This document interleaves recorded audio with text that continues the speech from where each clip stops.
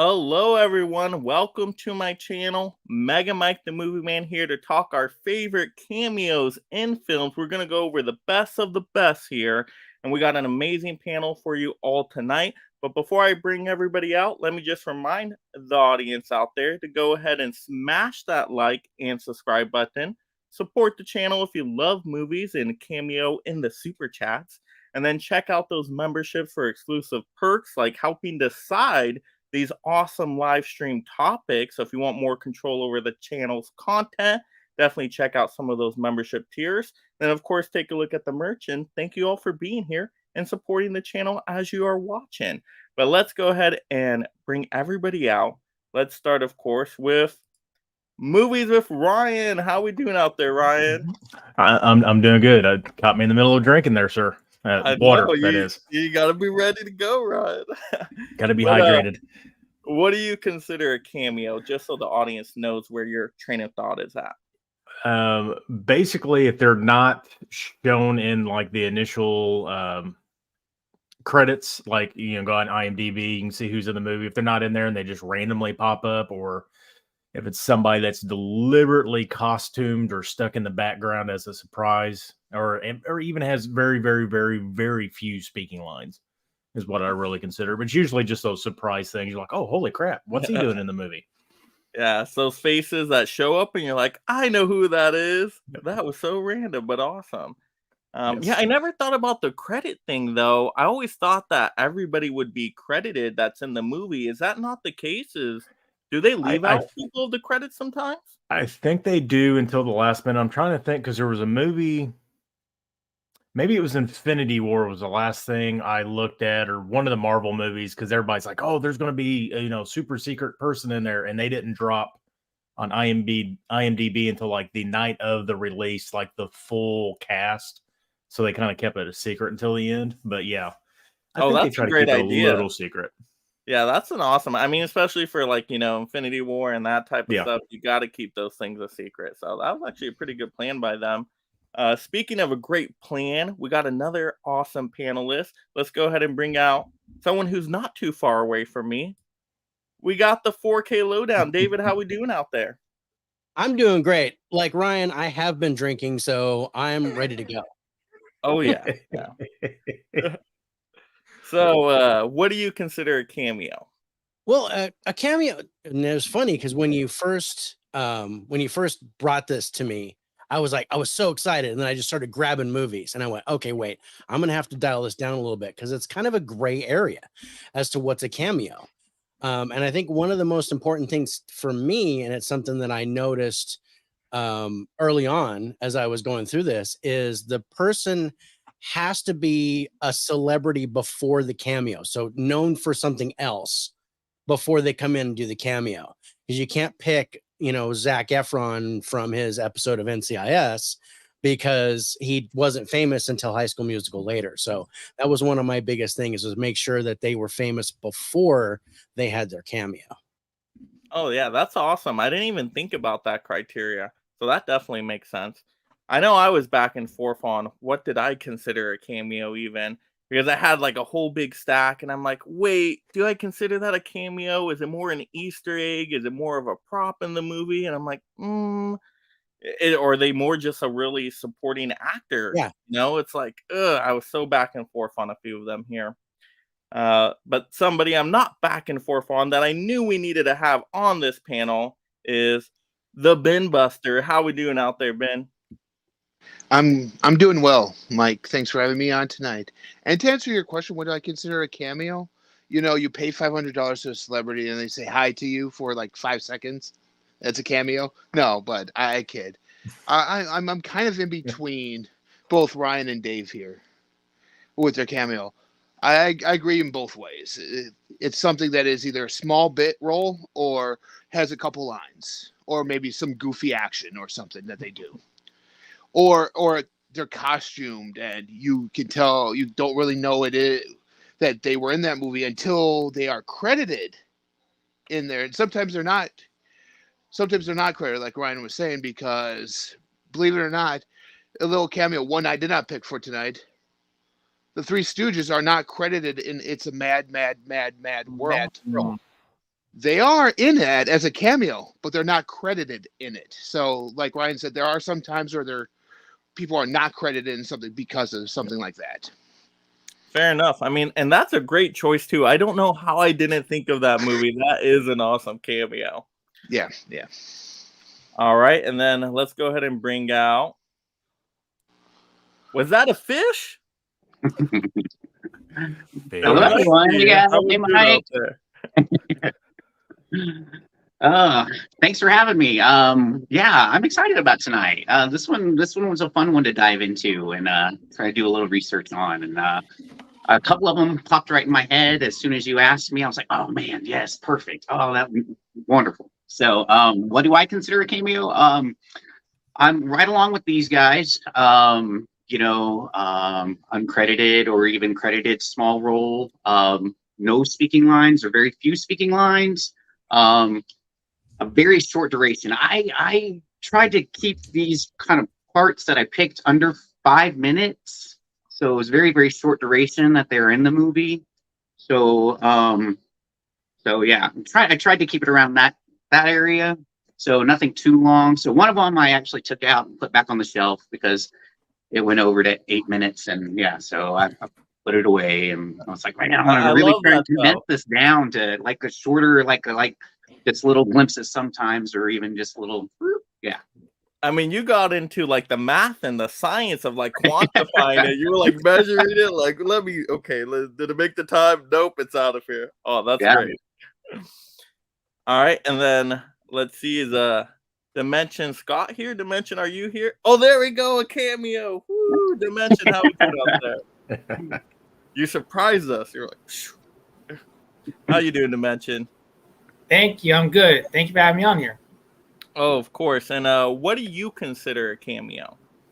A cameo to me is a bare second of appearance in a film. Plain and simple. Whether they speak or not. Okay. See, I love hearing everybody's different criteria here for a cameo. I know we have some overlap. Some is different, so that's great. I'm glad we got that. So now the audience knows what to expect. But speaking of the audience, let's just check into the chat real quick and see who's joining us here today. It looks like we got a great crowd out there. We got Adrian saying hello. We got Fish making cameo appearances everywhere in the chat. I mean, just all over the place.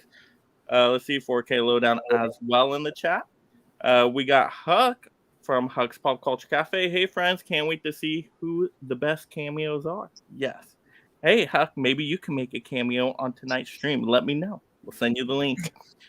We got Craig in here saying hello to everybody.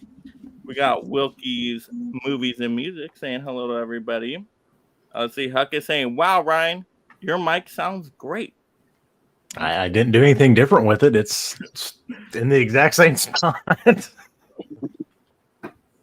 A nerdy film girl is saying, great topic, Mike. Hope everyone is having a chill Monday. I don't know. It feels more like a manic Monday to me, but... Well, could it be the day? That's true. We got Double Feature Podcast saying hello to everyone. Huck saying, and Buster, that is a surprise cameo. I'll see Huck is saying, hey, Adrian, doing great, pal. How's your world? We got Ryan in here saying hello to everybody. Oh, wow. This is a great audience here. So let's not waste any time here. We'll start with our 5th favorite film cameo and work our way up to number 1. And then we also have an awesome question, just kind of tease you guys a little bit for the end. We're going to talk about any cameos we would like to see in the future. So that's going to be fun. But let's get into that 5th favorite first. We're going to have Ryan start us off. What you got? I seen this movie on opening weekend, which was 2008. And the way they start this movie is film trailers. And there's a bunch of great cameos in there. But the best is Satan's Alley with Tobey Maguire.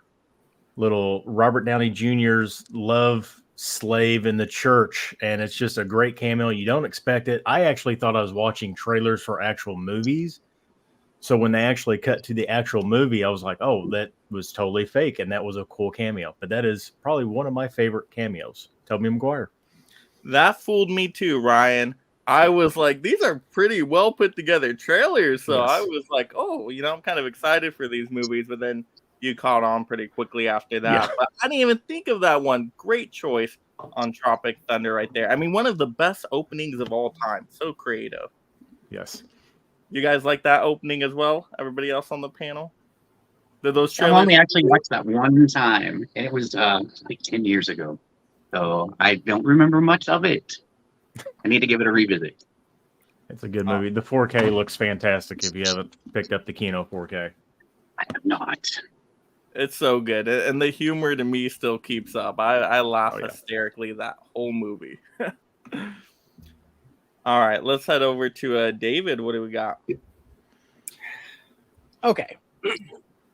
So my number 5 is and it was one of the first ones I thought of. It's not a very popular movie by any means, but it kind of set the stage for one of the 2010s like biggest action stars.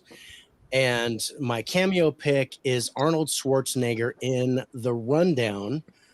There's a scene where The Rock is going into a bar, and who should be walking out but Arnold Schwarzenegger, and he just looks at him and he says, "Have fun," and walks out. Nothing else happens. You never see him anywhere else in the movie, but just that little bit right there was kind of like a passing of the torch to The Rock as the next big action star. I completely forgot about that. Me too. I totally did not realize Arnold was in that one, but that's such a fun movie that doesn't get talked about enough. I mean, we need an upgrade of that one. Let's get that on 4K. Have you guys seen that movie too? The rest of the panel members, you guys seen The Rundown? I have not. Oh, Yeah. it's fun. I remember It's a- freaking out in theaters when I first saw it, and seeing Arnold in there. It's like, Yeah. It Yeah, was a really good definitely, movie too. It's when it was still Dwayne Johnson, not The Yes. Rock, and Yeah. Sean William Scott was probably at his peak of just being a good all-around actor, and it's just a great movie. Oh yeah, a hidden gem for sure. All right, Ben Buster, what do we got? mine first one stars two of the greatest comedic talents to ever grace a film together. But the scene that I'm talking about the most is there. Steve Martin's on his way home from a holiday. For a holiday, he sees someone trying. He's trying to hail a cab. He sees someone across the street. It's none other than Kevin Bacon in Planes, Trains, and Automobiles.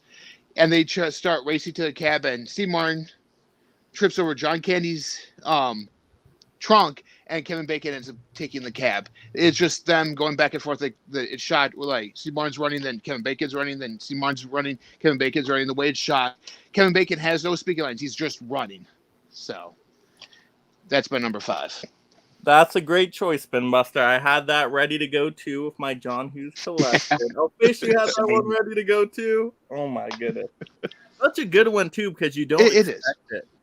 And it's like it Yeah. shows like John Hughes did a connected universe before it was the popular thing to do. So Mm-hmm. great choice. All right, Fish. All right. Well, this one I revisited over the weekend, and I have not seen this movie in over 20 plus years. The cameo is just a little bit part, and it's Robert Patrick in Wayne's World when he pulls Wayne over, and he is the T-1000. So I love that. I completely forgot about that cameo. I watched it this weekend and I was like, oh my gosh, I have to pick this one for one of my picks. I completely forgot about this. It was amazing. It was so unexpected. Again, 20 something years later. You guys are just taking all my choices out of the list right now. I'm gonna have to go to honorables quicker than I thought. Woo. But that is a great one. So unexpected. Like you would never think. Like somebody says, "Okay, who's gonna have a cameo in Wayne's World?" You would not expect that. No. It was fantastic. That's such a fun movie too. Oh, so hilarious. All right, Dimension. All right. This guy starred in two Marvel movies, one from from Marvel Studios, and the other one is from 20th Century Fox at the time. This guy played actually played one Marvel character, and he's actually a Marvel villain that's been pushed back to 2024. That was supposed to come out sometime this year, and that is Aaron Taylor Johnson in Logan. He worked at, if you remember, when Logan and Charles Xavier and X-23 go to that grocery store, well, not grocery store, the gas station.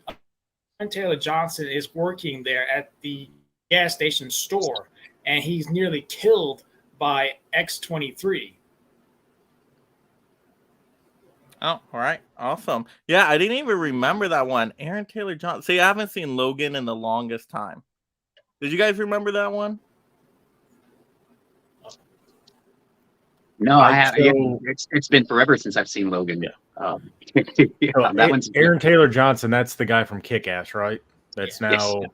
He's now he was Quicksilver in Age of Ultron, and he's now going to be playing Kraven the Hunter. Craven. Yeah. He's in the Sonyverse, and he appeared in this, working at that gas station store, nearly killed by X-23, and Logan asked him about phone charges, and he was actually encountered by the villain, and you don't see him again.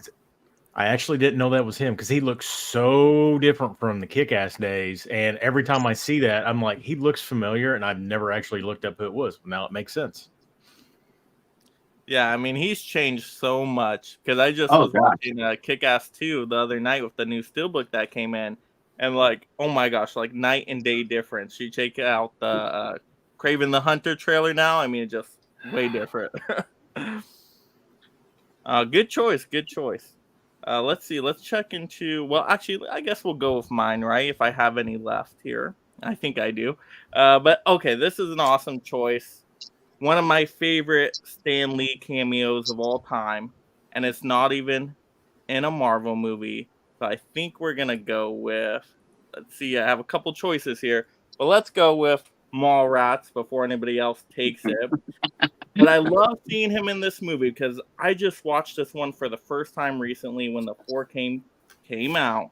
Never seen it before. And then Stan Lee pops up. I'm like, what? Is that really Stan Lee in this movie? I didn't even believe it. I'm like, how could he be in this? It's not a Marvel movie. So I looked it up just to double check. And I'm like, oh, okay, wow, Stan Lee in this movie. So, and I think this was before all the MCU stuff and all of that. I'm trying to think, was this his very first appearance? Oh yeah. This was way before any of that. Very first cameo role, then I'm guessing, was Mallrats. That's awesome, and that's great because Kevin Smith's such a comic book fan, and to be able to get Stan Lee in his movie, I mean, that just must have been like the most joyous experience you could have with that. It's just awesome and totally not expected. When you guys saw that one, because like I said, I saw it recently for the first time. Did you guys expect that to happen, or was that a shocker to you? It was a shocker to me because it was not expected at all. Mallrats is like my favorite Kevin Smith movie. Yeah, it's funny. It's a Same. really entertaining movie for sure. Same, is right up there at the top for me. That and Dogma, Chasing Amy. Those are my top three. But yeah, when I was a comic book kid, so I was an X-Men kid, so I loved X-Men. So when I saw him pop up in there, I was like, holy moly, Stan Lee. So yeah, no, it was exciting. It was awesome because I saw this back in the 90s. So I watched it when it first came out. It was one of the very first DVDs that I ever owned, actually. That and Disturbing Behavior. So Yeah, and like I said, it's an awesome release of 4K there. And I was so shocked by it because like Stanley has such a large part in it as well. Like when you first see him, you're like, how long is he going to be in this? But he's like giving a full on like speech and this whole like advice and story. And I'm like, oh my goodness, this scene is going on quite some hefty time. So that was great. That was awesome. All right, let's check into the chat here. We got Dell on Movies. What's up? What's up? What's up, Bill? Let's see. Everybody saying hello to Dell. Dell saying, yes, TC and Tropic Thunder is hilarious. Yep. I want big hands and I want to dance. Let's see. Huck saying, yes, Dave. Great Arnold cameo. Dell saying, I totally forgot Arnie was in the rundown. Nice pick. Craig is saying George Clooney in The Flash. That was a good one. Sorry, spoiler, but that's out on physical now. All right, Dell saying, not sure how long I'm hanging out tonight, so I have to mention Bill Murray in Zombieland. That was a popular one I kept seeing on different ranking lists out there. See, and I thought about that one because Me too. he wasn't advertised being in the movie, I don't think. And then when he popped up, it was a surprise, but he has a fairly extended part in the movie. So it was kind of like, yeah, it's a cameo, but is it a cameo? Right. Yeah, he was in my alternate stack because I was like, it was a little long, but yeah, he wasn't initially supposed to be in there, so it was a surprise. The impact was there, so yeah, that's why I have it in my alternate. Huck is saying, yes, Kevin Bacon, excellent cameo. Yep. All right, we got the master of all movies, Presswood, DVD collector, Huck, Fish, Dell, Adrian Scott. Hi, Sarah. Everybody saying hello to each other. Sarah. Everybody saying hello to Sarah. We got Toenails 89. Well, welcome to the channel. I think it's my first time seeing you in here. All right, let's see. Yeah, Craig saying Bill Murray in A Wild Thing. Let's see. We got. Yeah, has anyone been watching? Oh, nice. We'll definitely have to check your channel out as well. Let's see. Dell is saying Queen Latifah in both Juice and Jungle Fever. I totally did not remember that. Mm-hmm. All right, let's see. Huck is saying maybe this is too obvious. Oh, but Hitchcock is the OG cameo master. Yep, I definitely have some Hitchcock stuff in my pile. I'm sure we'll bring out in a little bit. Let's see. Double Feature says I would say Stephen King with his films or M. Night Love, how they always have cameos in their films. Yep, I got a M. Night Shyamalan one as well in here. Let's see. And Adrian saying John Forsyth cameo in the first Charlie's Angels movie. Yeah. I've not seen that in forever. All right. The original, whatever Bill Murray played. He was the original Bigglesworth, not Bigglesworth, whatever his name was. Oh, well. Oh, John Forsythe was and always will be original Charlie. Yep. Yeah, Charlie. Charlie's Angels, Ryan. Come on. Right? What was his name? David. Oh, shoot. Can't remember. But okay. Yeah. All right. So let's get into now our fourth favorite film cameo. All right, Ryan, what do we got? All right. So since you just talked about, I just completely went blank. Mallrats? Stan Lee. Yeah. Stan Lee Mallrats, man. So, of course, he's in like every Marvel film, but my favorite cameo of him is when he's actually in Captain Marvel doing his reading of the Mallrats on the bus. Yes. Like, it's just such a throwback to Mallrats, and it's just a fun little scene. And like I said, Mallrats being my favorite Kevin Smith movie, as soon as I seen it, I just giggled. I was like, oh, he is completely, they're in the same time period. He's doing his read for the Mallrats part, and it's just such a good throwback cameo. So, Stan Lee in Captain Marvel. I totally forgot that he was reading Mallrats, because I don't think I saw Mallrats yet. No way, because I just watched Mallrats. So now I have to go back and check that out. I just remember him being on the bus. So yeah, he's on the bus doing the script read. When I saw that script, wonderful. Oh, I was over the moon.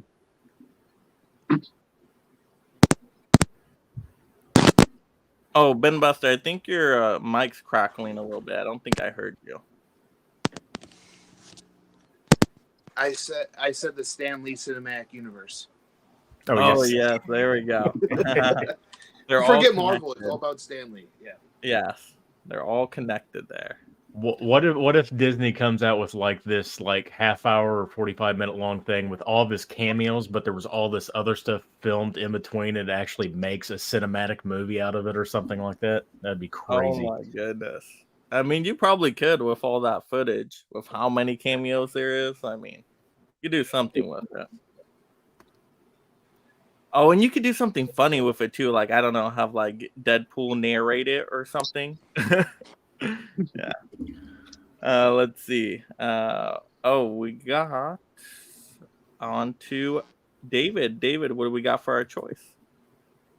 Yeah, I just thought of another one that I almost want to go grab. But yeah, my number 4 was actually Tropic Thunder. And it was because of that stuff in the beginning and also Tom Cruise's role. So I replaced it with Bohemian Rhapsody. And in particular, there's 2 that really are impactful to me. One is Mike Myers is in it as Ray Forrester, Ray Forrester, who's the EMI Records guy that turned down Bohemian Rhapsody in favor of another song, so they quit.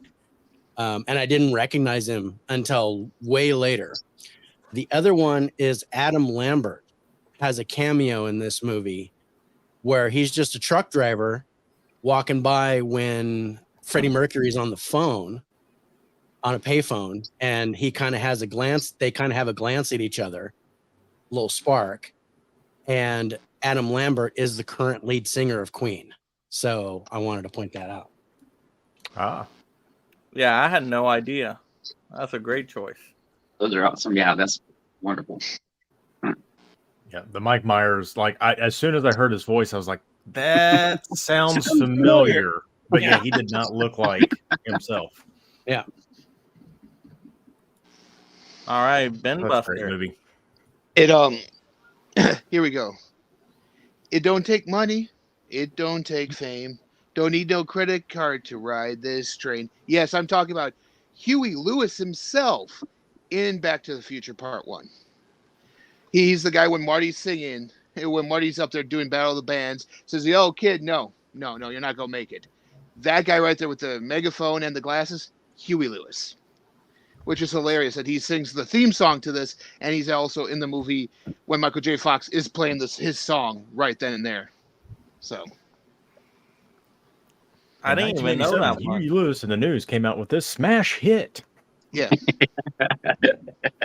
That's a great one. cycle for you people out there. Yeah, those music ones, I'm like, I totally didn't even know. Just because I don't know as much about music, I'm like, oh, the song sounds great, but I did not know the performer for it. So that's Huey awesome. Lewis was huge when he was huge, and that was a big shock that he was cameoed in that. But it made sense too. Like, I'm sure he probably wrote that. He goes, "Yeah, I'll write you a song, but I've got to dip my toes somewhere in one of the shots." All right. There's also a couple others in here, so if someone else wants to pull it, mention those. Hey, it's allowed. All right, Fish. All right. Well, the this is actual couple, a married couple at the time. They were she was at the height of her TV career, and he was playing one of the side characters. But I'm going with Roseanne and Tom Arnold in Nightmare on Elm Street. What's it? Freddy's Dead, Final Nightmare. They play a set of parents in Springfield that after Freddy had decimated all the children, and these the group of kids show up on a bus in Springfield, and they pop up, and it was very surprising in the theater because was not expecting it. Tom and Roseanne. So yeah, that's my next one for my next pick. I did not know that. Yeah, me either. I need to go back and watch that one. Actually, I need to go back and rewatch all those Nightmare movies. I should have bought that box set during a Prime Day deal. Now Yeah, it's that's when I grabbed it. more expensive everywhere. I know. I'm like, I should have. It was like $20, right? I'm $20, yeah. should have got it. Now it's like best you can get is like $40 off of eBay.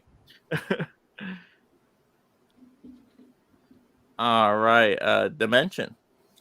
All right. I want to continue talking about Stan Lee, and so I went with Venom. If you remember, Stan Lee can be seen talking to Tom Hardy, Eddie Brock's Venom. He said, "Don't give up on her, either of you." And Tom Hardy, Eddie Brock said, "We won't." This was the last Stan Lee cameo I remember seeing in the theaters before I heard Stan Lee passed away. May he rest in peace. Yep. Great choice. So was that the last one he appeared in then, or was it? What was the very last one? Was it Endgame? No. I heard it was Endgame. Endgame. Because they filmed a bunch of those ahead of time. Like they had like I think about a half dozen or so filmed because I think they kind of knew that he was sick. So Yeah. but yeah, Endgame because what was after Endgame? Black Widow was the first one, and he wasn't in Black Widow, was he? No, I don't think so. No. He wasn't in Spider-Man Far From Home. I was just going to say that. That was Yeah. the next one. Hmm. Endgame That's was- right. There's been so many Marvel movies. I know, right? Like you need to bust out the timelines. Let me see. Let me get into the phases. Which one was what? Carry the one. Yeah. All right. Well, I guess we'll go with another Stan Lee choice here. But once again, we will not go with a Marvel movie. Anybody got any guesses? Well, we'll go with an animated one. Teen Titans Go to the Movies. Yes, Stan Lee does appear in here at the most random time. When I saw this in theaters, I think I saw it in theaters, I was shocked when he popped up because I'm like, what the heck is going on? This is not a Marvel movie. And you got a little animated Stan Lee character like jumping around like, hey, I'm Stan Lee. I'm in a DC movie. Like it was all over the place. It was super funny. And it was just entertaining. So, and actually, this is a pretty underrated movie. I actually like this one quite a bit. But yeah, Teen Titans Go to the Movies. One of the best Stan Lee cameo appearances. Get him in his animated form. Well, he's also stated that he never viewed DC and Marvel as competition. He always viewed them as two different storytellers telling two different stories. So he always had respect for DC, and so having him in Teen Titans Go to the Movies was actually their homage to that original quote of his when he first started like Spider-Man and Marvel. He's like, I'm not here to compete with you guys. I'm here to tell my story. Like you guys are telling your story. Oh wow. Yeah, I mean, and it's just awesome seeing. I think that's the only the only DC film he was in then? Pretty sure. That's so cool. That's so cool. It goes to Teen Titans Go. I mean, you would never think. All right, let's check into the chat here. We got Edward saying Justin Bieber in Zoolander 2. Did I even see Zoolander 2? I'm trying to think. I feel like if I saw it, I only watched it once. Yeah. If you did, you'd be one of the few people that did. I barely got through the first one. Oh, yeah. I actually first kind one of is like so the first good. one. Yeah, I kind of like the first one. There was the blue steel look. Yeah, but I heard the second one was just terrible. I'm trying to think, did I see it or did I just hear it was awful? I don't know. Let's see. We got Huck saying, or Bruce Campbell spinning around at the end of Darkman. There you go. Huck saying, yes, Huey Lewis on the megaphone. Excellent. Master of all movies, Presswood. What video do y'all want me to do for a surprise video?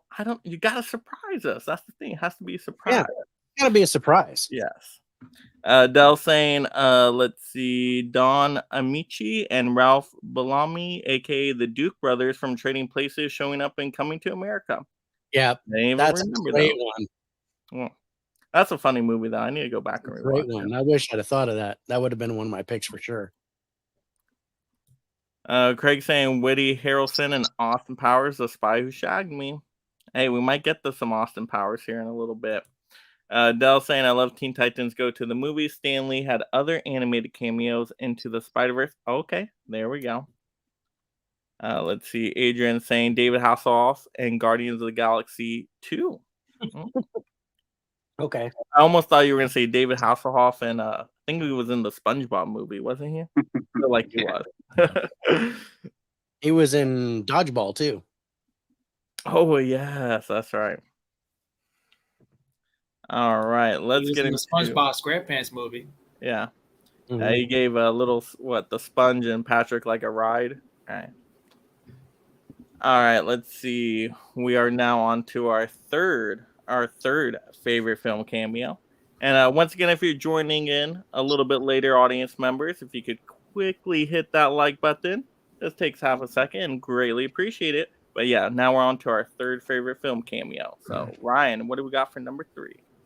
All right. I already talked about RDJ and the Tropic Thunder. We've kind of talked about Marvel. This movie is a spiritual successor to another movie that he is in, and he pops up in a small cameo role, no speaking role because he's got a big hole in his face, but that is The Nice Guys, where they're at the house party, and Ryan Gosling's out in the backyard drunk, and he stumbles across a dead body, and when he rolls him over, it's Robert Downey Jr. sitting there with half his face missing.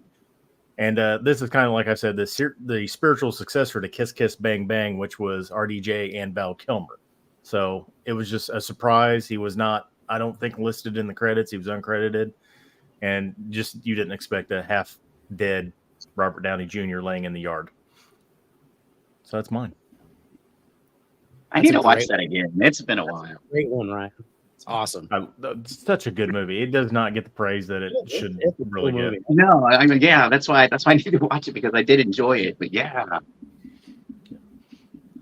Yeah, I need to go back and rewatch it. I think I started watching it, or did I get through it? You know, I might have gotten through it, but it's been so long. But yeah, it had a cool style about it. Who directed it again? Good question. That's an excellent question, Mike. You know, I should be better prepared. And No, I'm just throwing out these curveballs at you. I get it. I want to say Damien Chazelle, but that doesn't sound right at all. Yeah, I'm trying to think. I feel like it was kind of popular Shane Black. director. Shane Black. That's who it was. Yes. Okay, yeah. that makes sense. Yeah, I think that was one of his better movies, right? I feel like it was. Oh yeah. Which Kiss Kiss Bang Bang was done by Shane Black as well. Yeah. And that's another one. Kiss Kiss Bang Bang is awesome. Yeah. I did not know what was going on in the first 15 minutes of that movie. I was like, what is going on? What is happening? See, you guys make me want to see that one. I haven't seen that one yet. Yeah. Kiss Kiss Bang Bang is great. So if you want a good double feature, Kiss Kiss, Nice Guys. Nice Guys. Yeah. Put those two together.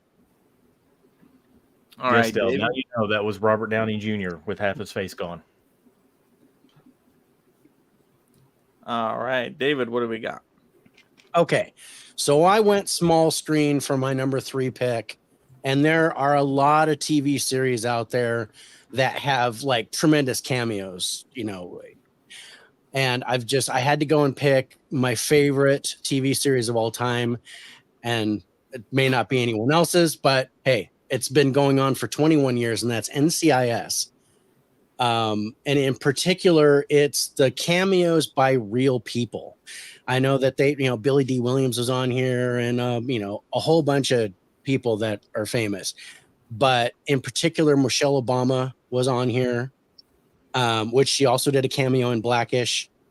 And my favorite one is a person by the name of Omar Lopez. And Omar Lopez was in NCIS twice, you guys. And it was what you may not know. He was in season 1, one of the first episodes, and then in season 17, where he was named director of NCIS, the real NCIS. So Omar Lopez is my pick for favorite cameo there, because he's actually the director of NCIS. Wow, I'm just shocked that there's that many seasons. You said 17? That's 21. Oh my goodness. It's still going? Still going. Oh my Been goodness. on for a while. Oh gosh, that's why I can't do TVs all the time. I just can't do it. 21 seasons. Here you go. All right, let's see. Ben Buster.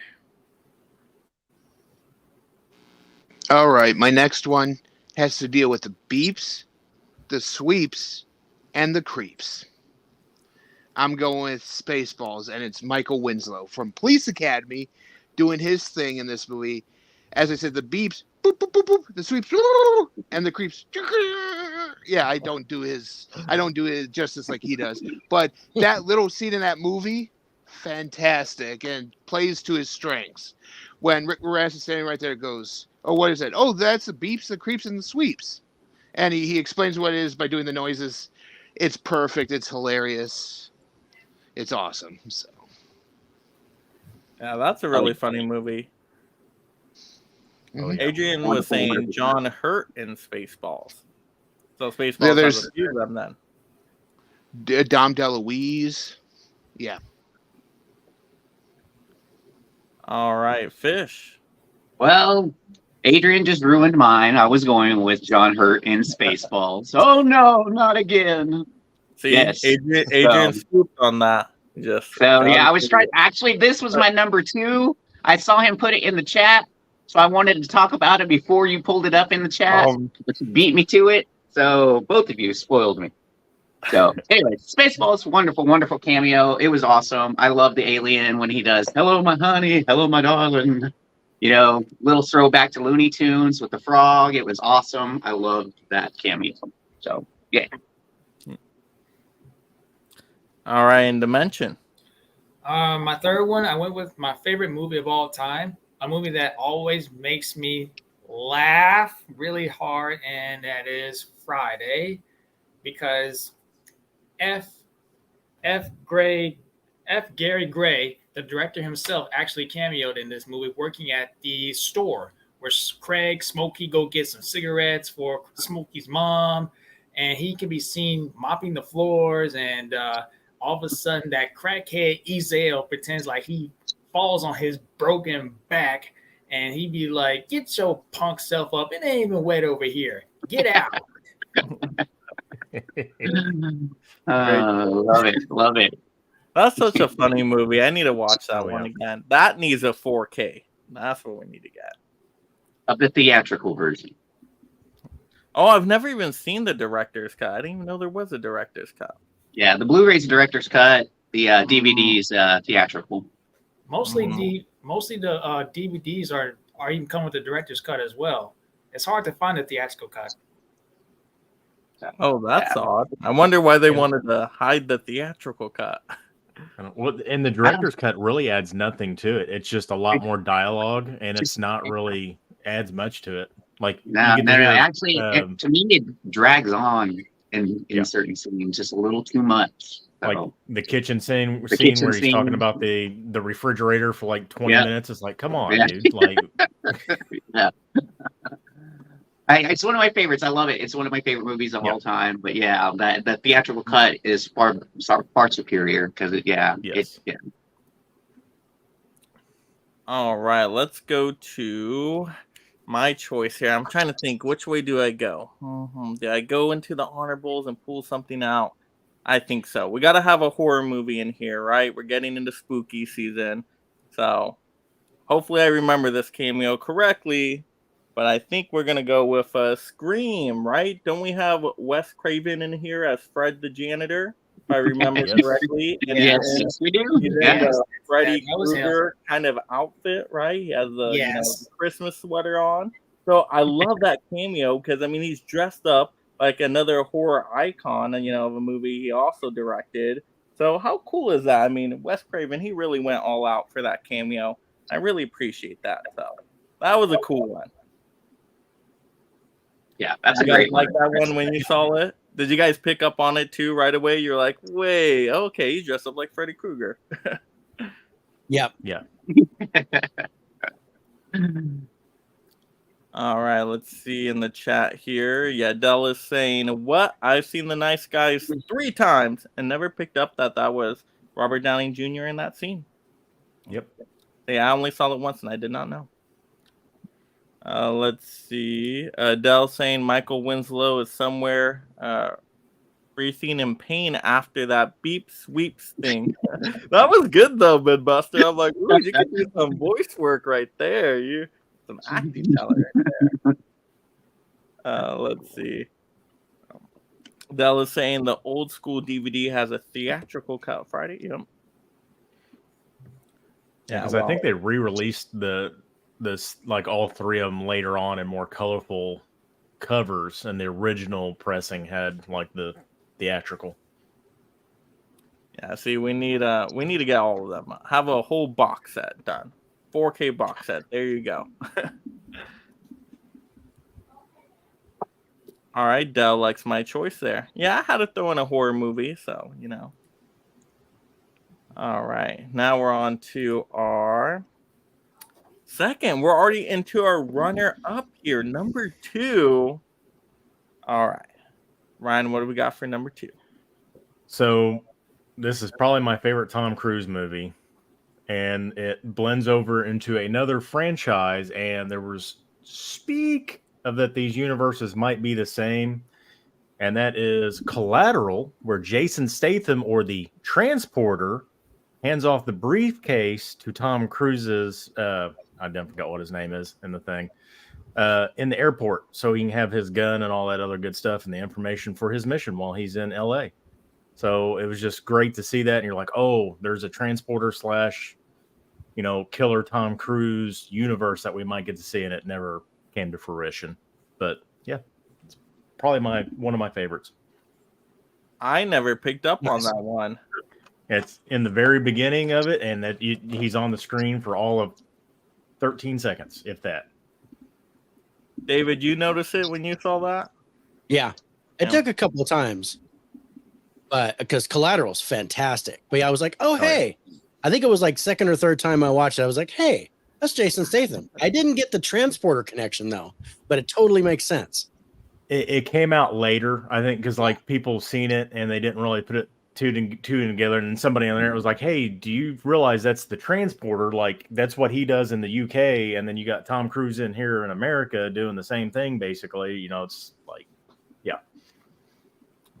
Yeah, that movie is so good, though. Very underrated movie. I love seeing Tom Cruise as a villain. You don't see that really, so. Yeah. All right, David, what do we got for number 2? All right, so my number 2 is kind of double layered. So this movie, and again, I went Marvel, but I kind of strayed away from the whole Avengers thing. But there's this one movie that there's just a ton of cameos, and then they remade it, trying to do something different, and actually entered another cameo in that brought into play one of my favorite movies. So I picked Deadpool 2 as my number 2. And in Deadpool 2, you have, the biggest one is the Vanisher, which is Brad Pitt. He doesn't show up until right before he dies. Spoiler alert, Brad Pitt dies. But there's other ones in there, like the entire cast of the new X-Men are in there, as Deadpool's complaining that he doesn't see any X-Men except for Colossus, and they're in the study and they just kind of shut the door behind him. Also, there's a cameo from Matt Damon in here, where he's just a redneck. And absolutely loved it. But to call out Once Upon a Deadpool, which was I'm going to just say Disney's feeble attempt at trying to make Deadpool PG-13 and have people like it. But what they did was they actually turned this into The Princess Bride. And the key here is Fred Savage is in here in the bed, and Deadpool is reading him the story. So one of my favorite things about this, even though this was just throwing a bullet as opposed to shooting it to this one, but it's still a lot of fun to consider both of these with their cameos. Yeah, I've never seen that Once Upon a Deadpool. Just because, I heard it was just a PG-13 version of the movie. But does it play okay? Like, is there any value in watching it? It's pretty much the same movie, so you're not getting anything out of it. But they do the Princess Bride thing with the telling the story, and Fred Savage is in the bed and he's telling you, you kidnapped me, can I go? and stuff like that. And that made it pretty funny. So yeah, I need to see it then, at least for that. That does sound funny. So you mentioned Deadpool 2, and you said Matt Damon was in there with the redneck. Who was the other gentleman that was with him? Do you know? It's no, I can't remember. I'm drawing a blank. Tudyk. Alan Tudyk. Yeah, Alan Tudyk. Yep. Right. They're discussing how to wipe their butt. Yeah. All right, let's go Ben Buster. All right. And Dave, in the first one, Ryan Reynolds has a cameo in it as himself. So when he gets shot reading the Green Lantern script. Yeah. But my second one has a very variable cornucopia of cameos. I'm going to point out two of my favorites in this movie. It's right here, Weird, the L. Yankovic story. The Wow. two I'm going to point out are the two that are in his pool party that he has, where where it's a variable who's who of guys. You have like Emo Phillips, you have Conan O'Brien, but you also have Wolfman Jack, played by Jack Black himself, and also the radio producer in here that says "Eat It" will not be a success is actually played by Weird Al himself as well. So Yep. a variable who's who of cameos in this movie just make it a thrill to watch. You're like, hey, look, it's that guy. So I still need to see that movie. I didn't even know it had a physical release already. I Yeah. heard Umbrella. that was released, but yeah. That was Umbrella. Yeah. Shout's got one coming out too.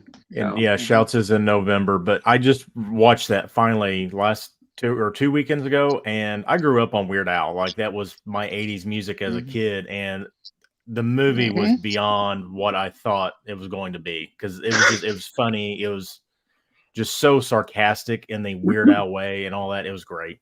Yeah, Yeah. people say this is Spinal Tap is a mockumentary of the music industry. This is a mockumentary of biopics. So Yes. he's making fun of biopics, especially, I won't spoil it, but there's a scene at the end where Daniel Radcliffe, who plays Weird Al in here, is there, and it completely changes. And he goes, "Hey, this is all real. Just to let you know, this is all real." Weird Al comes out and goes, "This is all real. This all happened." And you're like, "Wait a second." Ryan knows what I'm talking about. Yep. The award show. Yeah. Yep. Man, I think you guys have sold me on it, though. I might have to get that Shout one now. I'm excited. It's a fun time. It is a fun time. I'm definitely getting the Shout one too, because I like this. I like this box set. So I'm like, oh, it will never come out. I'll buy it that way. Then all of a sudden, here comes Shout. So I'm like, you know what? I might as well get the Shout one too. Is Umbrella, is that an import one or? Yes, from Australia. Okay. That makes sense. Australia. Yeah, I feel like I always I feel like I wait. I'm like, you know what? If it has a release imported, I'm sure they'll come out with one stateside just from another. But the thing is, this is a Roku original movie, and so I'm shocked it even got a release here in the States. Because sometimes those streaming things only get releases overseas and never come here. So. Good point. I really wanted that set too, that box. Oh yeah, it was sweet. The Fish, this is the one without the Hawaiian shirt. Oh, without the shirt and everything. Yeah. I couldn't fork over another $20 just for another Hawaiian shirt. So, Oh wow! cool as it I didn't was, even know that they changed the box. It's the same box, just the shirt that wrapped around it, didn't it? Yes. Yeah, it wrapped it around. The shirt wrapped around it, and not only that, but the shirt had like Weird Al's face on it, an accordion, and a couple other things on there too. But the reason I didn't buy it is because it didn't come in my size.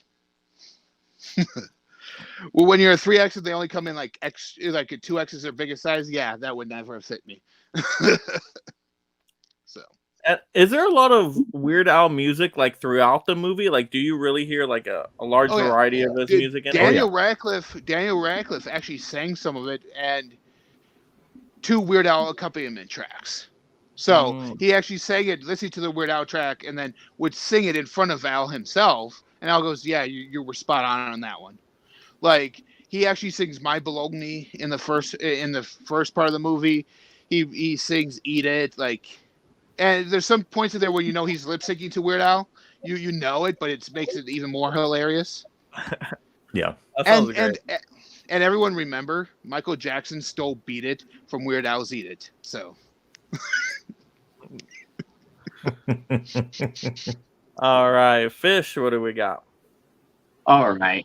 Well, this one is a newer movie, just within the past couple of years. And I was surprised as heck whenever this person popped up on the Bullet Train. I got Channing Tatum and Bullet Train. I could not believe when I saw when Brad Pitt walked around and there's Channing Tatum sitting on the train there. He was hilarious in this. He had a couple interactions with Brad Pitt, Aaron Taylor Johnson. Getting confused if this is the sex stuff. Yes. He loves an accent. I do as well.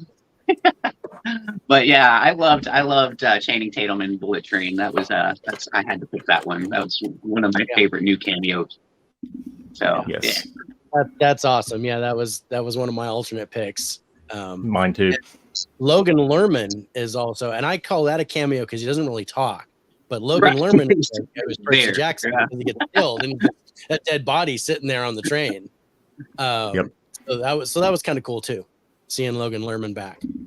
Yeah, Bullet Train was just so fun, and yeah, when he sat down and it was Channing Tatum, I'm like, oh my god, what disgusting perverted stuff are we going to get into? Because ever since this is the end, it's like, okay, he's embraced it.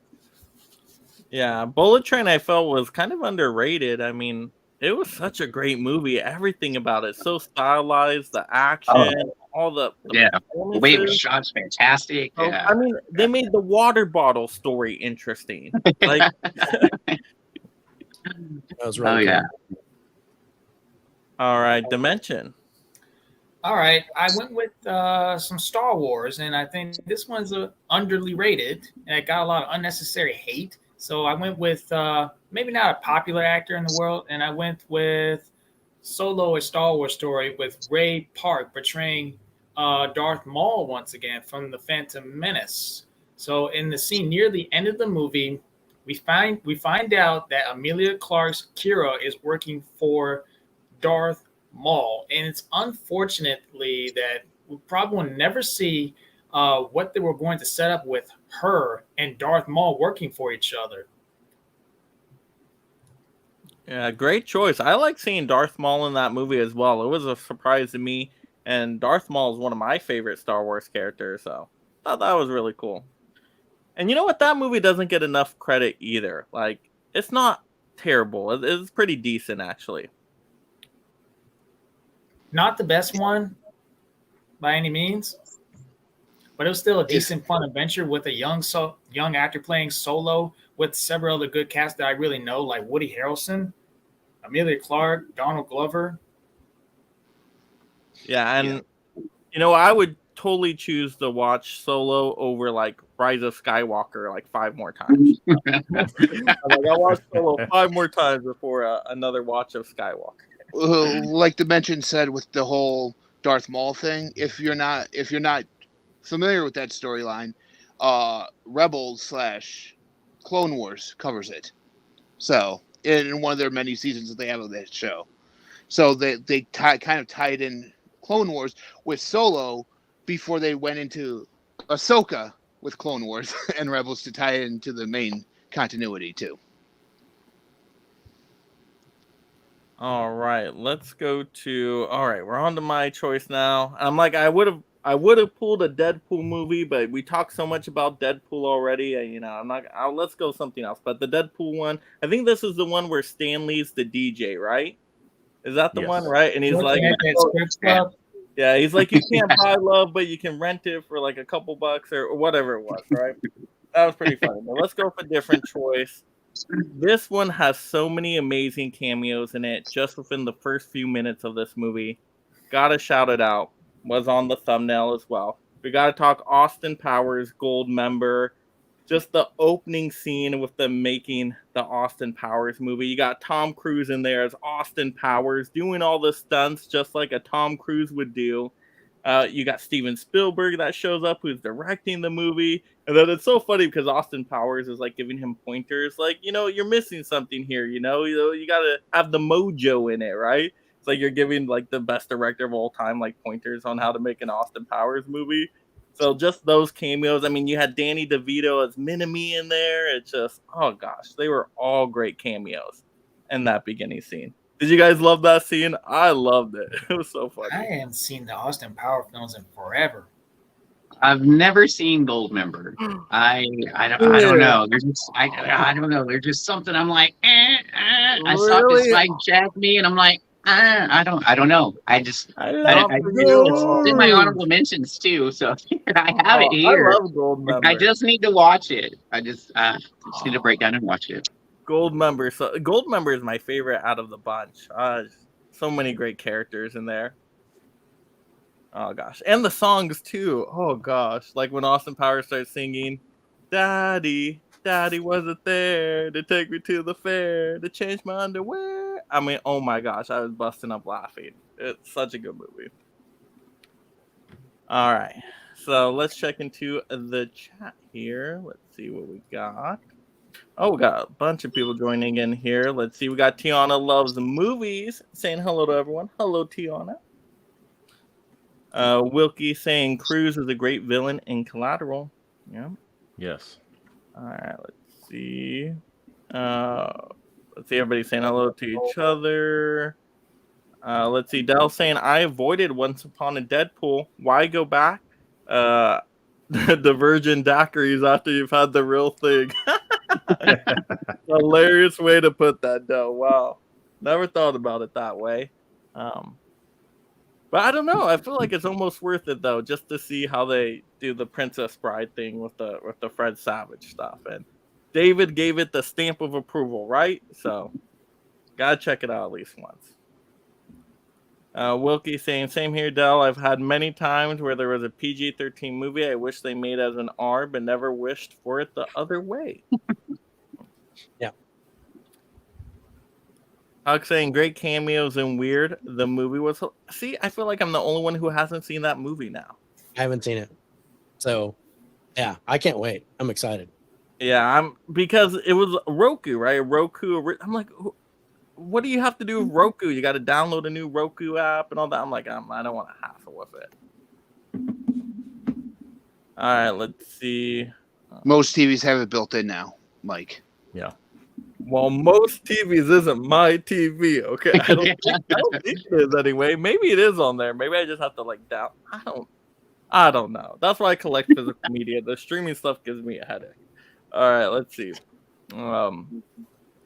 Huck saying great pick, Fish. Also, yep. Channing Tatum popping up in Free Guy. I just start to think that when you mentioned Channing Tatum before that, and I totally forgot. Too. Yeah, I totally forgot to grab Free Guy. Yeah, you got Hugh Jackman too, who's a voice in Free Guy as that person in the alleyway. Oh gosh, that was great. Let's see. Dell saying Gold Member is severely underrated. Yeah, I think it's the best out of the bunch. I laughed so hard at that stuff. Oh gosh. Okay, I'll check it out. I'll check it out. It's so good. But I love all the Austin Power movies. Those are so funny. All right, let's see. We are now into number 1, right? First favorite film cameo. So first place. Ryan, what gets you first place today? So there's 2 cameos in this movie. Then you made the thumbnail, and one of them's on the thumbnail. So I'm going to go with the other one, and that is Hot Fuzz, and that is when not Nick Frost, Simon Pegg's character gets stabbed by the Santa, and the Santa is none other than Peter Jackson. So if you did not know that, the stabbing Santa is Peter Jackson, and then you also, his girlfriend that you never see is Kate Blanchett, which is on the thumbnail, the chick in the mask. So 2 funny little cameos that you do not expect in a good movie. All right. David, what do we got?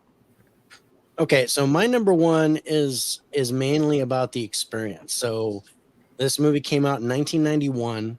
Went to the theater and watched it on opening day, not knowing the cameo that was in it. And it was Robin Hood, Prince of Thieves. And the cameo is by none other than Sean Connery, who shows up at the end of the movie as King Richard. Now, when he basically objects to the wedding at the end of the movie, and you're like, oh, wow, okay, I recognize that voice. And then the camera turns and he comes up on his horse. The standing ovation in the audience, in the theater on opening night. And I've never seen that happen during the movie. So that's why this experience is my favorite cameo of all time. Sean Connery in Robin Hood, Prince of Thieves. Oh, you had that too, Fish? It's in my honorable mentions. Yeah, I had it in my stack. Oh, you got a really nice one. Oh, nice. I want that fancy one. Yeah. I know. That's cool. Yeah, I don't know. I love that one too. Yeah, you were right. I saw it in the theaters opening night too. Back in 90, yeah, 91. Yeah, when it came out. Saw it then. It was awesome. I was not expecting that either. So yeah, that's why it was in my pile. Fantastic love song, Connery. Yep. See, now I got to check out that movie. Hopefully, it gets a stateside release though, because I can't deal with the little sticker things in the corner. The little numbers. Can't do it. All right. Good choices so far, everybody. Dimension, what do we got? For my number one, this 3 cameos, and that is Spider-Man. Oh, we know Stan Lee, obvious choice. Stan Lee can be seen somewhere at that when Goblin attacks. For that, when Peter Parker goes to make the money at that wrestling event, the wrestler that Peter had fought, his name is by the late WWE wrestler legend Randy Savage. Oh, Cameo is Bruce Campbell, the ring announcer at that wrestling event. Yeah, Bruce Campbell did a great job with that announcement stuff. What was he like? What's your name? The Human Spider. Like, that's terrible. That's all you got? That's the best you got. Oh, that was great. Yeah. Bruce Campbell, has he been in all of Sam Raimi's films then as a cameo? I can't remember what was his cameo in Spider-Man 2, but I know he was in Spider-Man 3. No, he has to have one in Spider-Man 2, doesn't he? Was he a street vendor in 2 also? No. Oh, wait. He was at the theater, right? Wasn't that number 2? Oh, yeah. Usher. Yeah. The Usher. Oh, he's an Usher. That's right. Yeah, telling Peter, make sure you tie your shoes before you go in and kicking him out. Yep. Yeah. Yeah, that's cool. See, that's cool that Sam Raimi always does that. That's fun. All right, let's see. What do I go with for my Mike? choice here? You still got me. Ben Buster. Sorry, Ben Buster. How did I skip over Ben Buster? Ben Buster, what do we got? First place. On the AFI Top 100 Quotes of All Time. This movie not only changed your perspective of what the future held when you see that Statue of Liberty peering out of the sand. And Charlton Heston in the original says, "Get your hands off of me, you damn dirty apes." In Planet of the Apes, in the original one, where it's his first time talking after he lands on the planet. Well, in the Tim Burton version, he's an old ape that's laying in a bed. Mark Wahlberg goes to talk with him, puts his hand on him and goes, "Get your filthy hands off me, you damn dirty human." So it's a big take around there with it, and you don't realize it's Charlton Heston until he speaks, and you hear that gravelly voice of his. I'm like, that's Charlton Heston, and then you go to check the credits at the end. They don't mention him at all. It was until the advent of the DVD and the blooper reel on the back that you realized it was Charlton Heston in there. So just a little.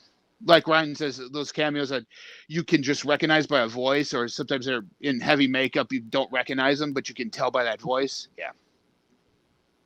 That's my number one. Awesome. Yeah, I haven't seen that movie in the longest time, but it literally just showed up at my house today because I finally ordered it because I'm, prepping for a Tim Burton stream. So now I can look for it when I watch it. I'm excited. All right. Ready? My number one? Yep, Fish. Number one. All right. Well, this one was also a huge surprise when I saw it in the theater opening night. This is an underrated film, in my opinion. Most people don't give it the credit it needs. It's super funny, and I know it's not supposed to be, but I love Carrie Fisher in Scream 3.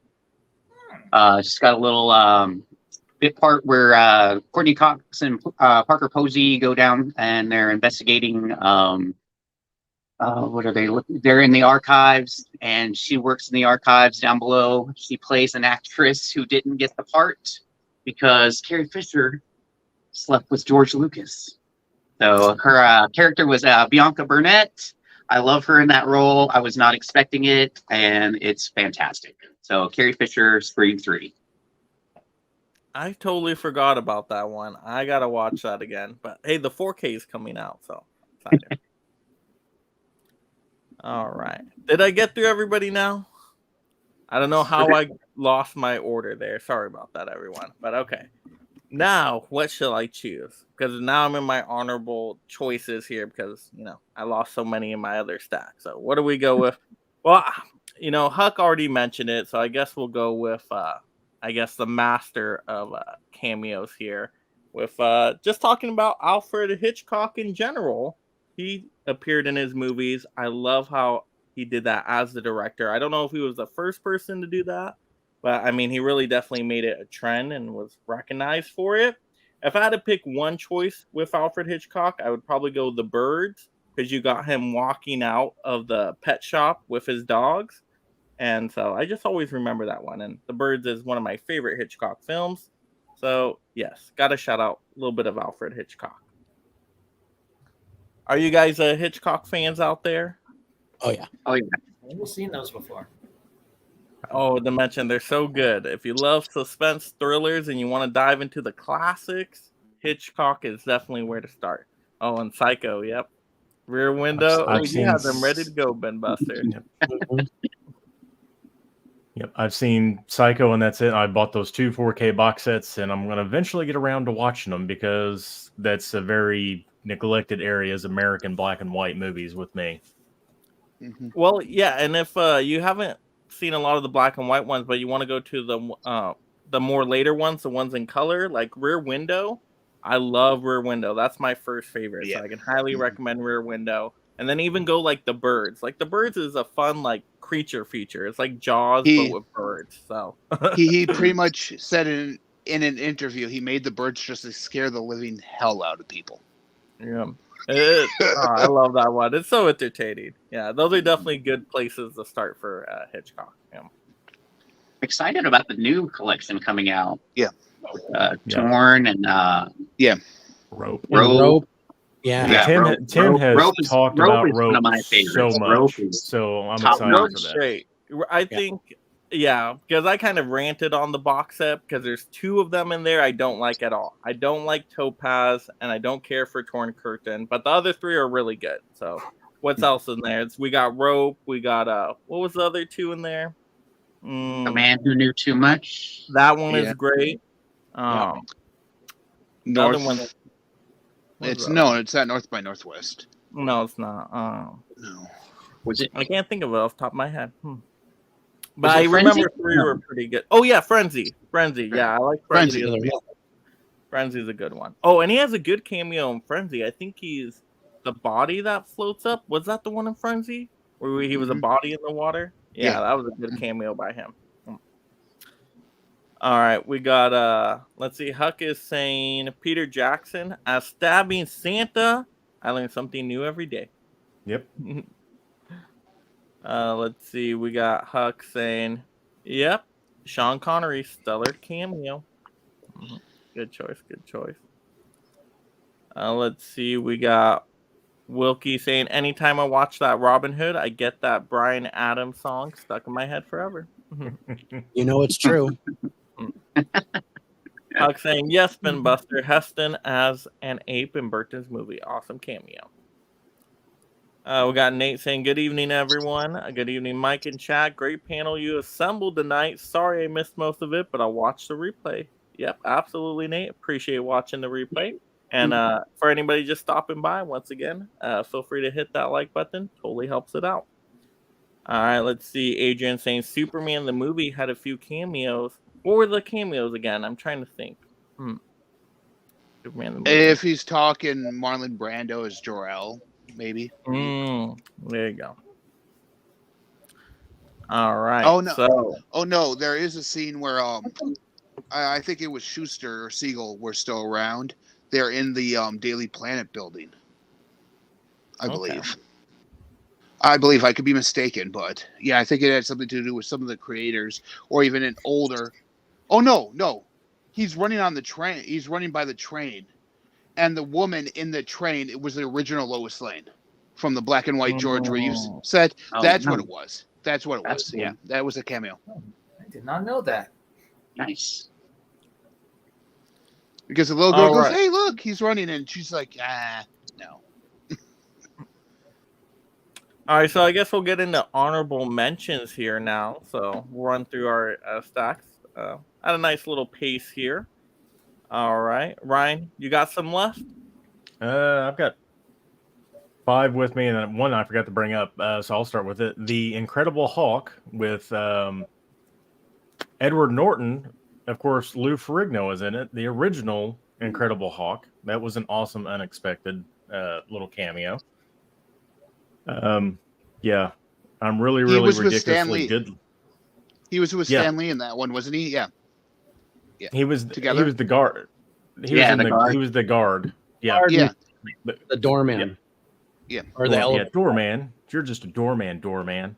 Anyway, Zoolander, David Bowie, probably one of the most epic cameos ever. Even though I really feel like it's more than just a cameo because he really does run the show on the show off, the look off, whatever you want to call it.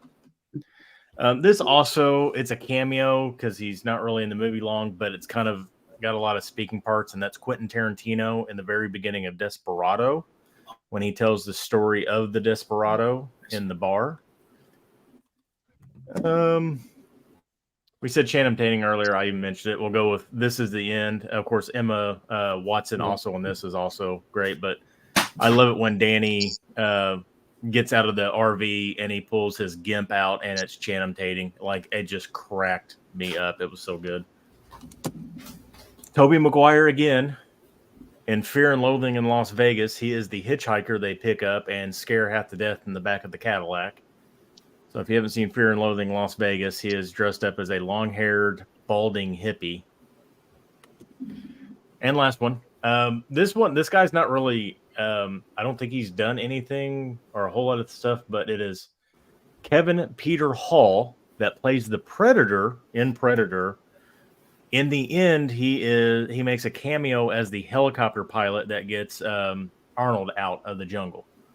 So that was one of the things that they did to give him a little bit more spot so he could get out of the suit. Was he was the helicopter pilot as well in the end. So if you guys didn't know that, another cameo. Yeah, I did not know some of those, so good shout outs there. And that Fear and Loathing steelbook, though, ooh, that looks so nice. I like that. Zavvi exclusive, I'm pretty sure. Let's see it again. Oh, look at that. That looks so cool. It's nice. Oh, my goodness. Oh, yeah. Oh. Yeah, there's actually, is this the picture with Toby Keith? Yeah. He is in the back.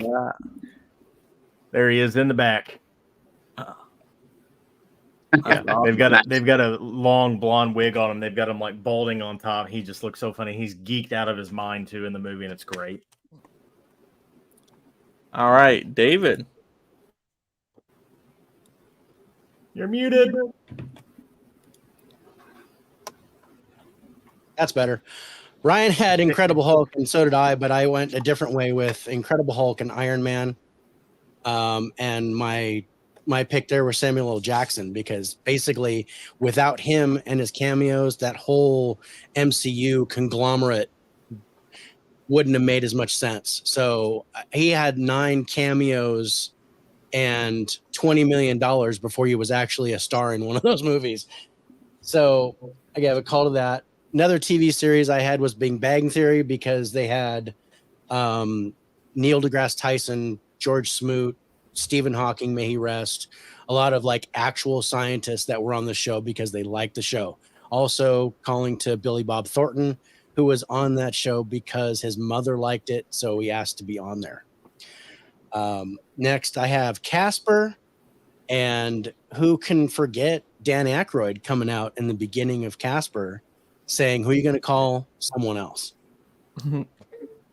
My Stan Lee picks were Civil War with package for Tony Stank, and my animated one, which I thought you were going to pick, Mike, was Big Hero 6, where he actually plays Freddy's dad and does the whole underwear thing at the end.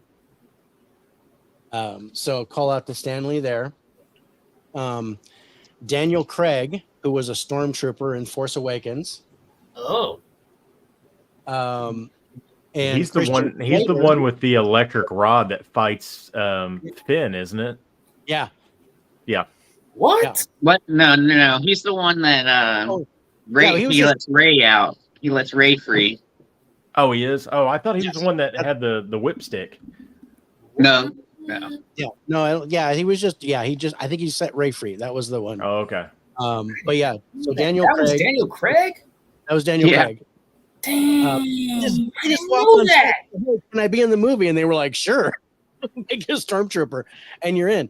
And then also, because I'm a Star Trek fan too, I'm going to call out in Star Trek 6, The Undiscovered Country, Christian Slater has a cameo where he just kind of lets the captain know that they're nearing the planet that they're supposed to go to. So that was kind of cool. And then my last two are Greystone Park, which is a horror movie pick of mine that is actually a steaming pile of crap. But as a cameo, who should show up but Oliver Stone in this movie? And I didn't find out later that that's because his son actually directed it. And then my last one is the movie Supercell. This is a recent movie. There's a definite homage to Bill Paxton in here. Not necessarily as a cameo, but he starts typing in his dad's name, which is Bill. And there's my granddaughter. Oh, another cameo. Another cameo. It's a cameo. Say hi. Hey, yeah. So yeah, in Supercell, basic, yeah, he.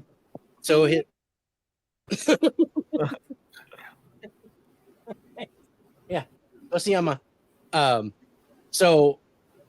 This basically it's about his boy whose dad is a storm chaser and he dies. He's killed by a tornado.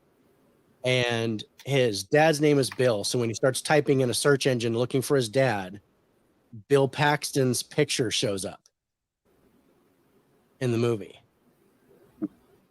And so that was kind of a special thing that I wanted to point out. Not necessarily a cameo, but Bill Paxton is mentioned and kind of appears in this movie even after his death. I see. I haven't seen that one. I've not seen that movie yet. Is it a fun movie? It's okay. They did a weird thing with it. It was basically they did actual real footage from storm chasers and they put it on a green screen and actually filmed the movie in Montana.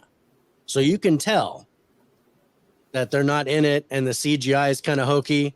But the story itself is kind of cool. Skeet Ulrich is in it and Anne Heche before she passed away. All right. Ben Buster. All right. Like Ryan, I don't have some of them up here. I'll mention those ones first. And in Friends, I forget which season it was, we have Charlie Sheen, who plays a date of Phoebe's, who's in from the military. Both him and her get chicken pox. So, and his character's never had any sort of diseases before. It's Charlie Sheen, so you know where they got that joke from. So there's that. There's Batman 66. I don't want to bring out my entire big box of that. Where out of the windows, as they're climbing up the windows, you have this virtual smorgasbord of 60s and like late 50s, early 60s celebrities, from Ted Cassidy as Lurch. You got the original Green Hornet and Kato. So Bruce Lee was in there along with Van Williams as Green Hornet and Kato coming out through there. Don Ho. You get Annette Funicello and Frankie Avalon in a couple of those scenes as well. Now I'll go to the stuff I actually brought up with me. So, well, one more that I forgot because I couldn't find it. Glenn Close and Hook. If you look closely, you won't be able to find her. Why? Because she's the guy. She's dressed up as a pirate. She's the guy who gets into the boo barrel. That they go and place into a boo barrel, who's screaming, "No, not the barrel!" Yeah, that's her. I brought Rear Window, where Alfred Hitchcock's the party goer when he first looks out the window, where Jimmy Stewart first looks out the window and sees the party going on. Alfred Hitchcock staying right there in the window. In Psycho, he literally walks by Janet Leigh's character in her car. He's like staring her down as he's walking across the road because she almost hits him.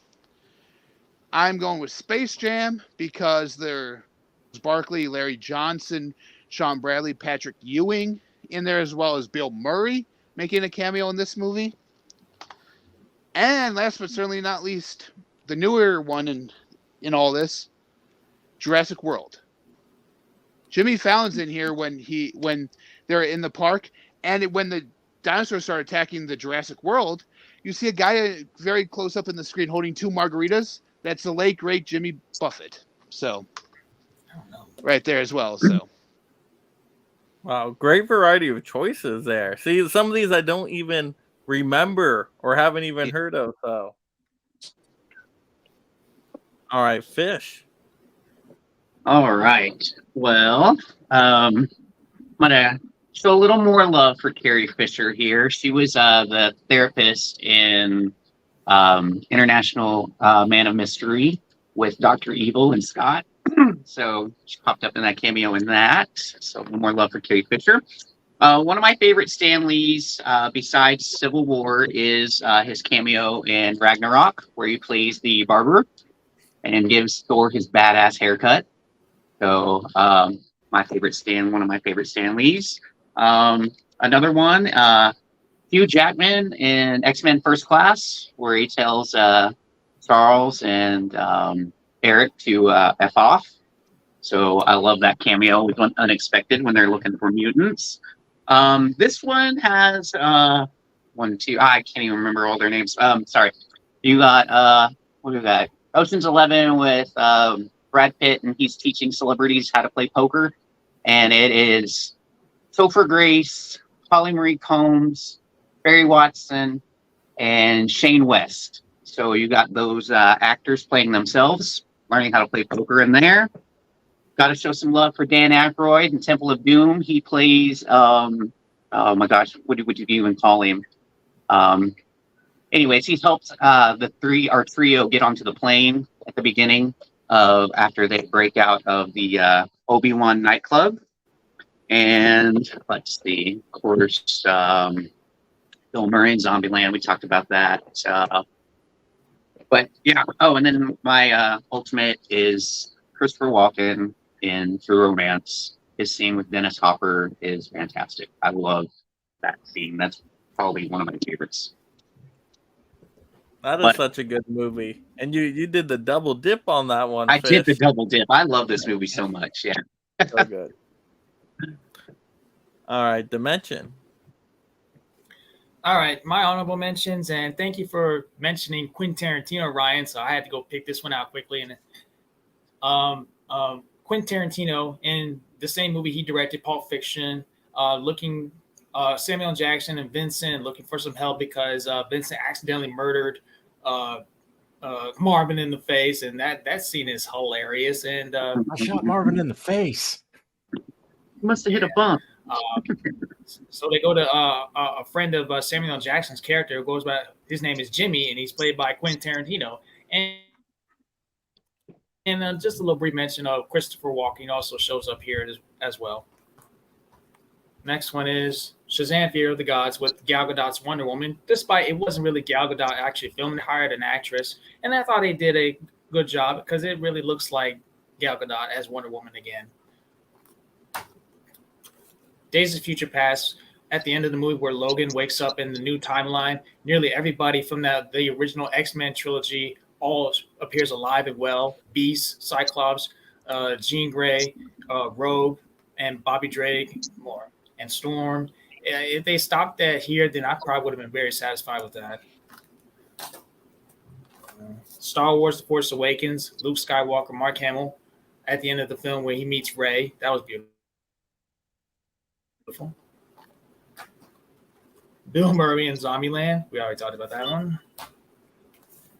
Zack Snyder's Justice League. If you pay close attention with Lois Lane, when she's buying her coffee, you can see Zack Snyder sitting at the window like he's looking at a script. That was Zack Snyder. And Captain America Civil War, Stan Lee, Are You Tony Stank, which is another one of my favorite Stan Lee cameos. And lastly, Black Adam. They brought back Henry Cavill's Superman to set up another future project, but boom, Henry Cavill's out. But anyway, it was so nice to see Henry Cavill at least maybe one last time meeting Black Adam's The Rock. Black Adam, we should talk. Thank you. Oh, great choices there to mention. That Henry Cavill one, I thought about that one as well, but I'm like, it makes me so sad that they didn't really bring him back for future films just for that one moment. So I'm like, I can't relive that memory. All right, so I mean, you guys did a great job on your choices. I think I'm down only to like three leftover ones here, but I'll run through them. All right, so well, like we had Alfred Hitchcock, kind of the modern, I guess, suspense director would be M. Night Shyamalan. I'll just throw out a random title from him. Old, he drives the families to the beach. So I thought that was pretty cool, and I like how he includes himself in his movies, just like Hitchcock did. So that's pretty cool. Next, we got. Oh, so somebody pulled Space Jam. I will pull the sequel for, of course, Michael B. Jordan. You think it's going to be Michael Jordan revealed, right, from the classic Space Jam movie, but then you see Michael B. Jordan appear. And I just thought it was a funny gag. If you're not going to have, classic Michael Jordan there, might as well go with Michael B. Jordan to have a quick little funny out of it. So I appreciated it. All right, and then I think Huck mentioned this in the comments, but Wonder Woman 84 having Linda Carter at the end credit, post-credit scene, original Wonder Woman. That was cool to see as well. But there we go. Those are my last little few ones that we had left. Man, we covered a lot of cameos there. Oh my goodness. Whoever thought there were so many cameos? I mean, with honorables, we covered a good amount. What, 50 or maybe even more than that? Gosh, 75 to 100? I don't know. That was a lot. That was a lot. Yeah. And some of them have multiples, so. Yeah. Oh, yeah. If you're counting the multiples, whew. Yeah, we definitely covered a whole bunch. So we'll run through the comments and then get into our last question. Huck is saying Ben Buster, the man on the train, was also Kirk Allen, one of the OG Clark Kents. Yep. Also, film critic Rex Reed comes out of the planet and talks to Lois. Nate says, if we're talking shows, I hope someone said Entourage. Full shows was one cameo after another, and I loved it. Yeah, that's a show I've not seen yet. Adrian saying, yep, Huck, the director Richard Donner, had a walk on a part. Let's see. He also did Harry and the Hendersons. And then, yes, physical media. Yes. All right. So we are now getting into our last question here. Any cameos you'd like to see in the future? Now, I'm very curious how everybody went with this one. So, Ryan, what do you got for this one? So I would like to see some sort of action adventure movie where they like wander off into the woods, or even even though I don't do horror movies, but like a slasher movie where they wander off the woods and somehow the hobbits from the Lord of the Rings show up in the background, like they're like looking for something, and like they just kind of stop and look at each other, and then like the hobbits just like scurry off. That would be just like a very funny, cool cameo. Oh, that's a great choice. Yeah, I didn't even think about it. Yeah, we haven't seen the Lord of the Rings characters pop up in other stuff, so that's a really good choice. I could even imagine like a Golem or something popping up somewhere. Yeah. David, what do you think?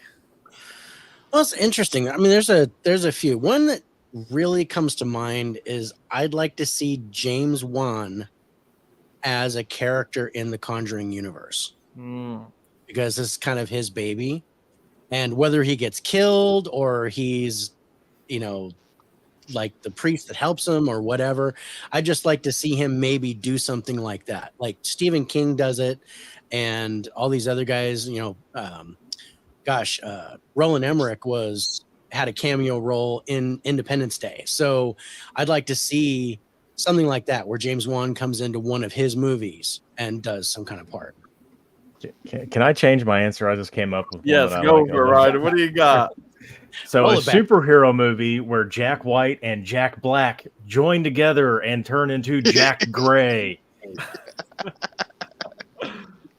Okay. And that's just that was funny. Yeah, that was funny. Yeah. All right, Ben Buster, what are you thinking? That's a tough question. I would love to see him go back to like the film noir scene and do, or even the spy thrillers back in the day, kind of like French Connection style stuff like that. Do something like that where Gene Hackman plays his character from French Connection, but he also has cameos as every other character Gene Hackman has ever played in every other movie he's in. Just make it a comedy that way. He can even star as the blind. He can even play his character from Young Frankenstein, where he was the blind guy who pours soup for the monster and accidentally pours it in his lap the whole time. So he can even play him. So I just want to see Gene Hackman in cameo in a lot more things. So Good choice. All right, Fish, what are you thinking? Oh man, I'm kind of racking my brain about this one. I love Kevin Bacon, and there's the little fun game that everybody loves to play, 6 Degrees of Kevin Bacon. I would love to have like a 6 Degrees kind of movie where like Kevin Bacon would like pop up randomly like one time when you're trying to I don't know, just like have a lot of people that were like co-stars with him in a movie, and I don't know, just something to bring Kevin Bacon in and connect everybody together. So I don't That'd know. be fun. Just Bacon's good on everything, so why not? Everything's better Never with go bacon. wrong with bacon. everything's better. I was Exactly.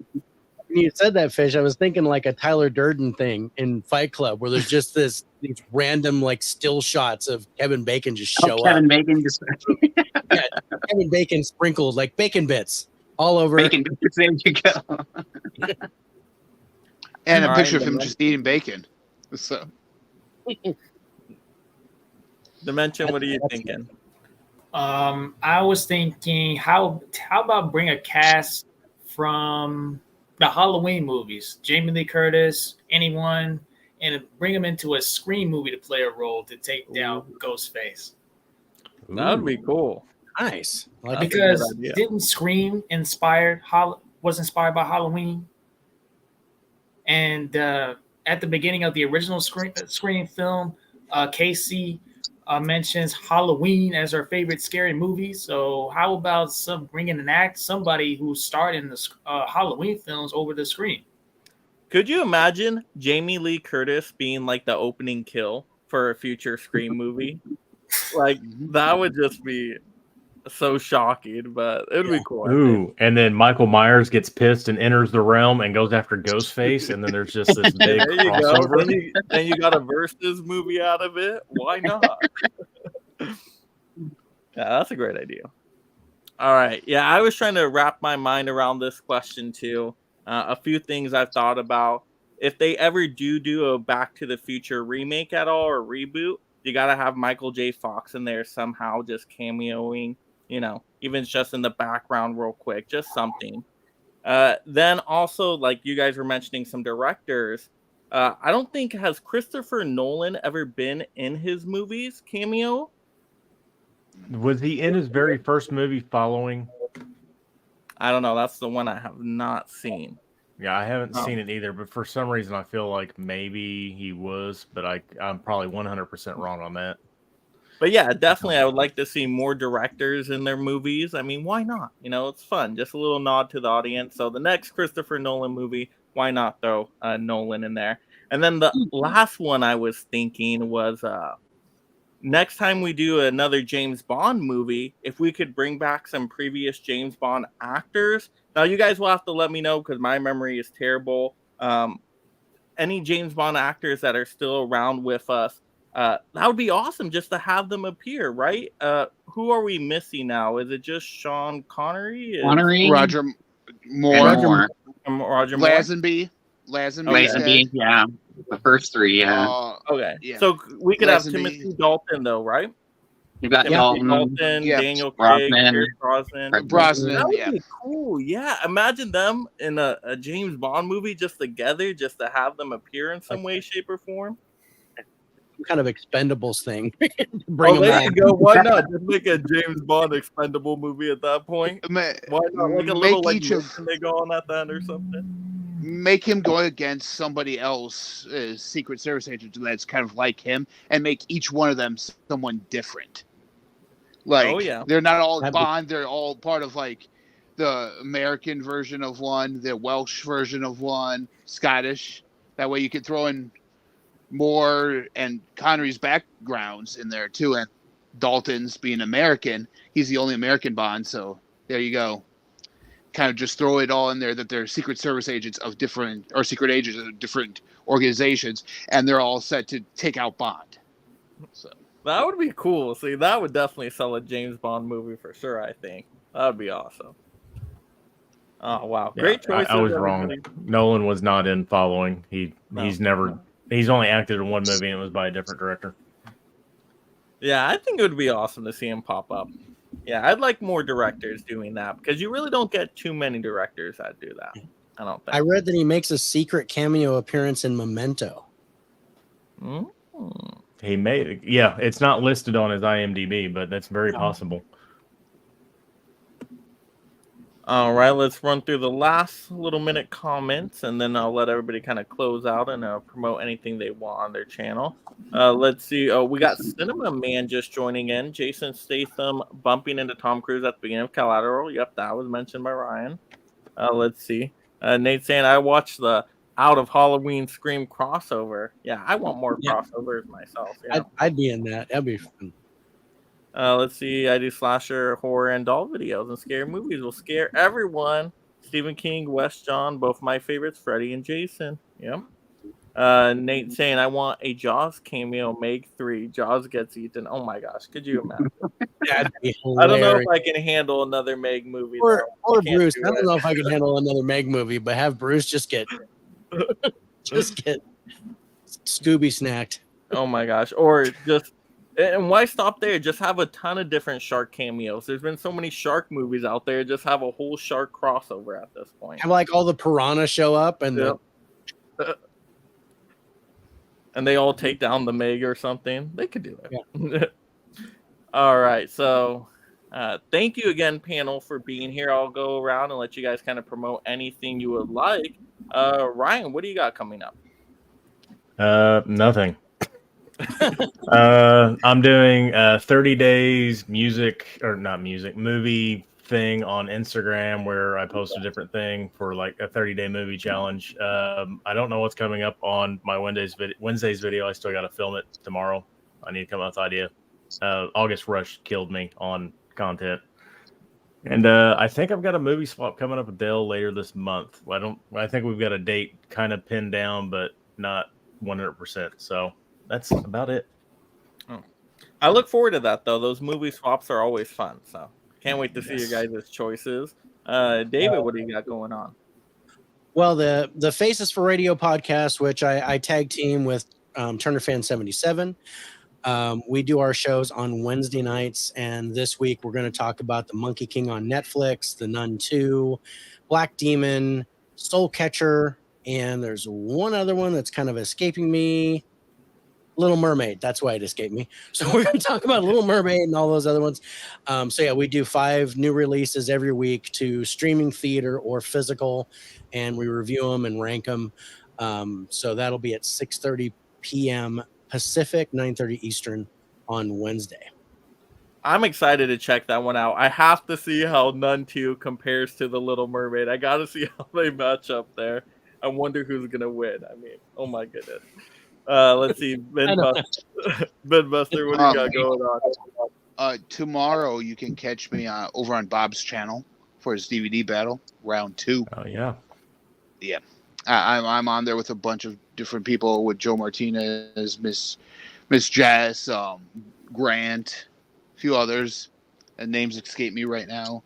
But beyond that, I'm back making videos. I took a month off, came out with the 10 greatest football movies of all time, just in time for football season. So check that out. I went scientifically and actually did it by 4 categories of authenticity of gameplay, inspirational component of the movie, storytelling, and filmmaking, as to filmmaking based on the year it came out and that era of filmmaking. So something like Brian's Song, which was made in the 70s, wouldn't compare to filmmaking style of, like, say, Any Given Sunday, which was a newer release. So the filmmaking styles are different, but it's done by the year that they were made. So taking that into account that way. I also on Tuesday nights usually do a movie review on a network that I'm part of called the Fanatics Network.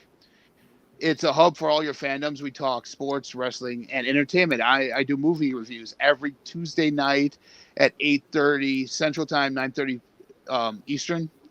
And this week, it's one I pre-recorded because I'm going to be on Bob's channel. I'm talking Little Giants. So check that that's one such out. a good movie. Yeah. Yeah, I got to check out that football video too because I'm a sucker for sports movies, so that's right up my alley. All right, Fish, what do we got going on? Oh, not a whole lot going on. Hunt's Halls.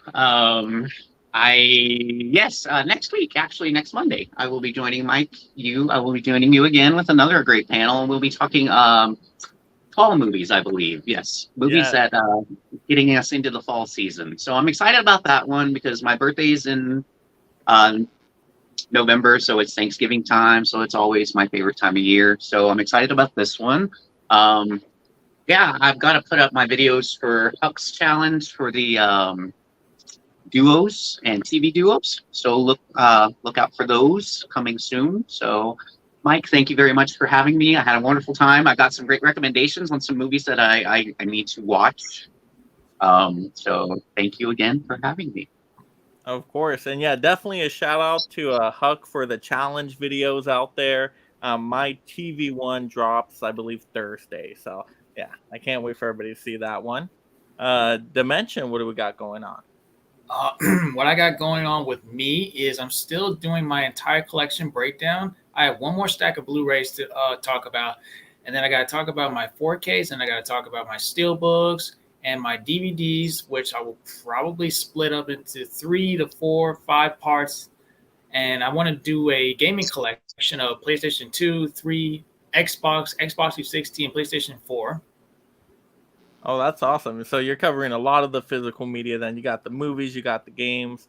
I'm kind of curious to check out those PlayStation ones. I've always been a fan of PlayStation. All right. So awesome. Thank you, panel. This was great.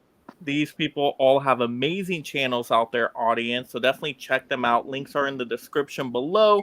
So go over to their channel, hit that subscribe button, hit that notification bell. That way you stay more entertained and informed in the world of physical media, of course, and movies. But more important than that, also make sure you watch the content. That is so important. Watch the videos, have a fun time with them, hit those like buttons. And yeah, absolutely amazing stuff for everybody. Thank you, audience, for all the interaction tonight, the comments, the questions, shouting out cameos yourself in the comments. That was a lot of fun. So definitely a lot of great recommendations tonight. But everybody have a great night out there. Make it a movie day. And yeah, I think I got some movies to watch. So have a good one, everyone. Peace. Bye, everybody. All right.